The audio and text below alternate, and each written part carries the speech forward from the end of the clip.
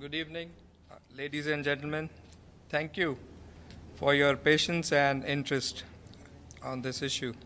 The Security Council has concluded the consultations of the whole on agenda item, the India-Pakistan question, which you know is the historic item on the Council's agenda for over 7 decades on the Jammu and Kashmir dispute. That this issue remains unresolved for more than 70 years is a stark reminder that conflicts may be ignored, but they do not disappear. They deepen. Today, the stakes are higher than ever, with escalating rhetoric, military posturing, and provocative actions threatening not just Pakistan, but regional and global peace. There were 3 key objectives from this meeting. First, to enable the Council members to have a discussion on the deteriorating security environment and rising tensions between India and Pakistan resulting from India's unilateral actions and aggressive posturing targeting Pakistan that currently pose a serious threat to regional and international peace and security. To have an exchange of views on how to address this situation, including avoiding confrontation that could have serious consequences and the need for de-escalation.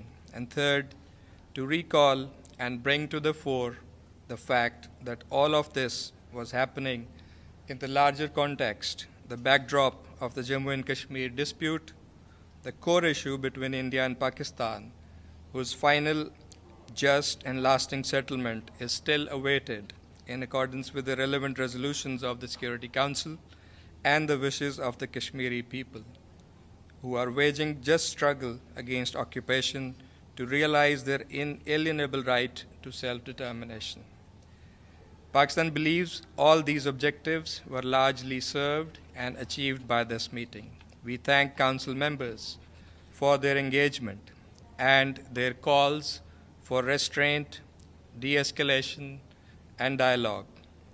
Several members recognize the imperative of peacefully resolving all issues, including the Jammu and Kashmir dispute, in accordance with the UN resolutions and wishes of the Kashmiri people. There was also a clear sense that regional stability cannot be sustained through unilateralism. It requires principled diplomacy, engagement, and adherence to international law. Pakistan came to the Council with a message of peace, not provocation. But peace does not happen in vacuum. It demands responsibility and respect for the rules that govern our world. Let me highlight some of the key points that we raised. First, we expressed grave concern over India's recent unilateral measures, particularly the illegal actions of 23rd April, military buildup, and inflammatory public statements. These actions, alongside credible intelligence of potential escalation, have dangerously raised tensions. While Pakistan does not seek confrontation, we are fully prepared to defend our sovereignty and territorial integrity in accordance with Article 51 of the UN Charter. When peace is threatened in a region home to 1/4 of humanity, it becomes a global issue. Second, we categorically rejected India's attempt to implicate Pakistan in the terrorist attack of 22nd April, an attack which has been condemned by Pakistan and all members of the Council. But what India is claiming is nothing but recycled allegations, unsubstantiated, unverified, designed to serve its political interests and strategic objectives, which include its efforts to divert attention from its repression and human rights violations in Jammu and Kashmir and to undermine the legitimate Kashmiri struggle for self-determination. Third, we raised alarm over India's unilateral suspension of the Indus Waters Treaty, a legally binding accord brokered by the World Bank and upheld during wars. Water is life, not a weapon. These rivers sustain over 240 million Pakistanis. Any attempt to disrupt their flow constitutes aggression, and allowing such a precedent would endanger every lower riparian state. Fourth, the Council was reminded that the core of the regional instability is the unresolved Jammu and Kashmir dispute. The Kashmiri people continue to face gross human rights violations, extrajudicial killings, arbitrary arrests and forced disappearances, torture, demolition of homes that we are seeing now, restrictions on expression and media, and a systematic denial of their right to self-determination. Lasting peace in South Asia requires that the Security Council implements its own resolutions, including the holding of a UN-supervised plebiscite to let Kashmiris determine their own future. Fifth, we called out India's weaponization of disinformation, efforts to malign Pakistan, and fabricate narratives. We reminded the Council that Pakistan has been a frontline state in the fight against terrorism, sacrificing over 90,000 lives along with immense economic setback.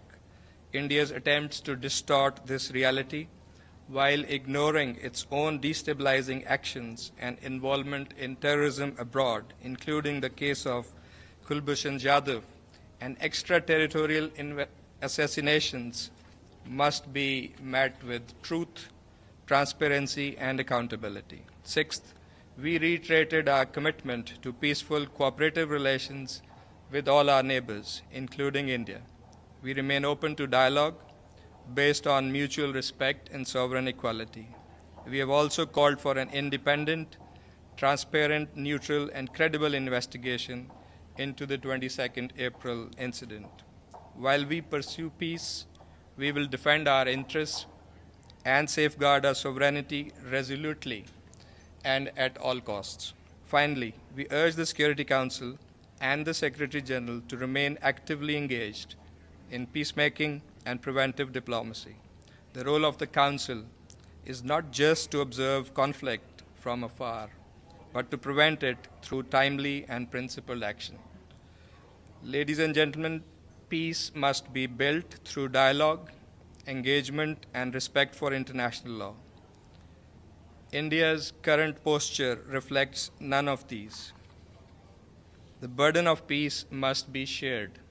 The people of Kashmir have waited far too long for justice, and the people of Pakistan will not stand by while their rights to water, to peace, to sovereignty are threatened.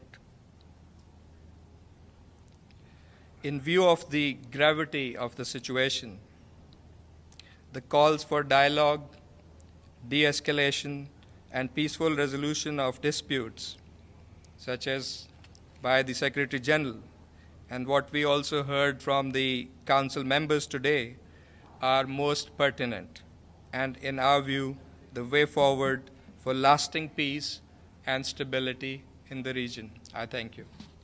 Don't forget to like, comment, and subscribe.